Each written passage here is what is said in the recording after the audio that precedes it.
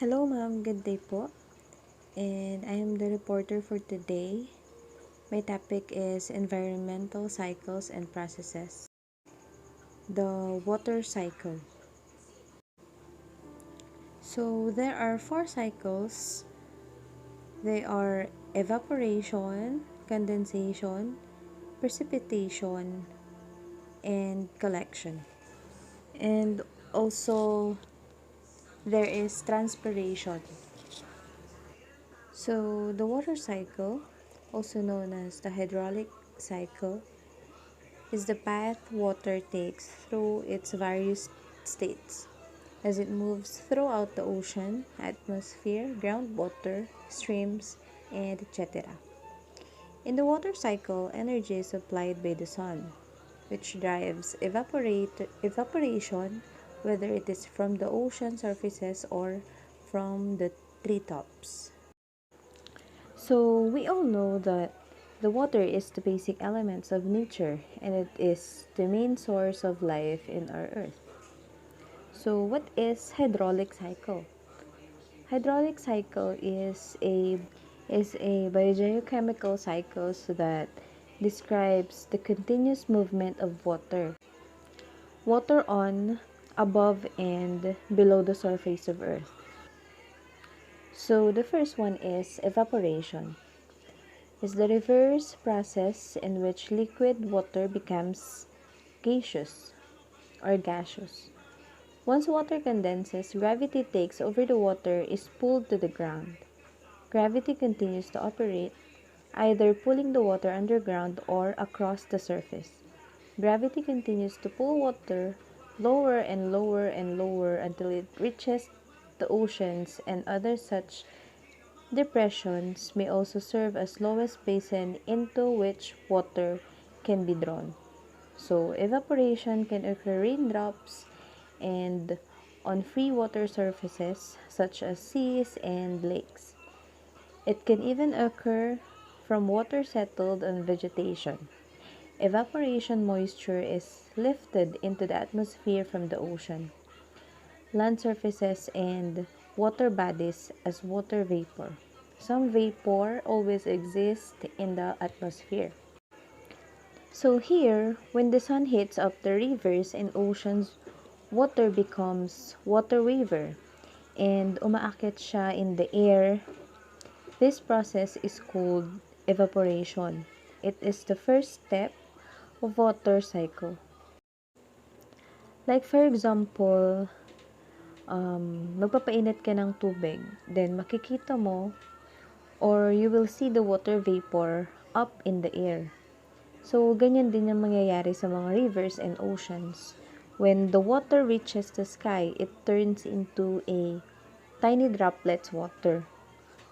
And these water droplets, along with the gas particles, comes together to form clouds. This is known as condensation. So, it's the process by which water vapor changes its physical state from a vapor, most commonly to a liquid. Water vapor condenses onto small airborne particles to form dew, fog, or clouds. The most active particles that form clouds are sea salts, atmospheric caused by lightning, and common combustion products containing sulfurous and nitrous acids. So, condensation is brought about cooling of the water. When water vapor condenses back into a liquid state at the same large amount of heat, 600 calories of energy per gram that was needed to make it vapor, a release to the environment.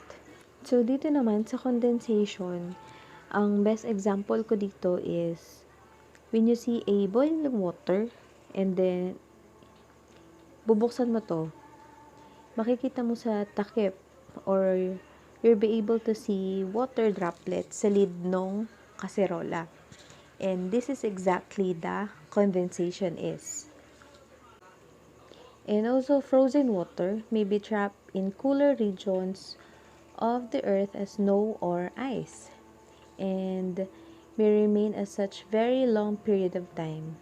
Lakes, ponds, and wetlands form where water is temporarily trapped. So the oceans are salty because any weathering of minerals that occurs as the water runs to the ocean will add the mineral content of the water. So, but water cannot leave the ocean except by evaporation leaves the mineral behind. So next is precipitation. It occurs when the water condenses from a gaseous state in the atmosphere and falls to the earth. Precipitation is the process that occurs when any and all forms of water particles fall from the atmosphere and reach the ground. There are two sub-processes that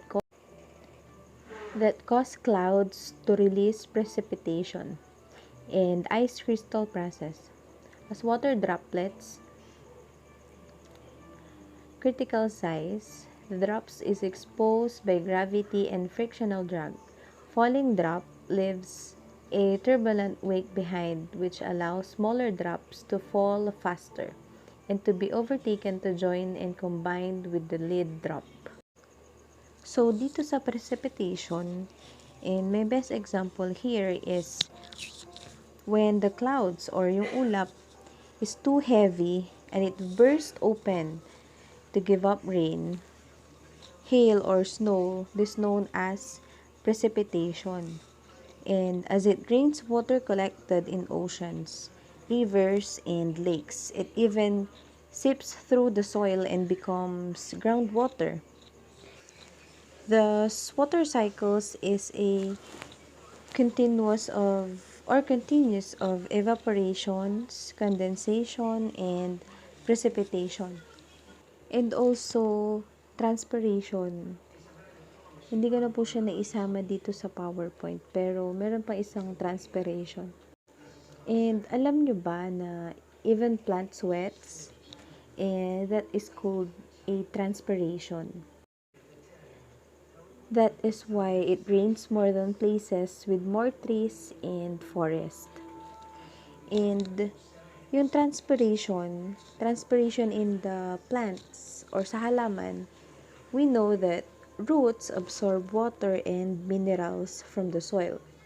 But most of the water absorbed is lost in the form of water vapors into the rain.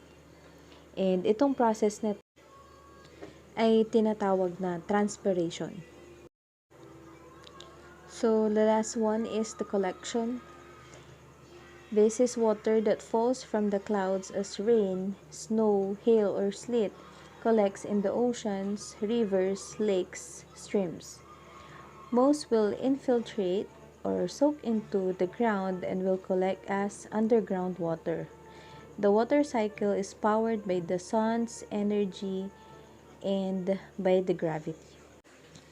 So, lahat ng ulan or snow ay nakokolekt sa oceans, rivers, and lakes, and nagiging isa itong underground water.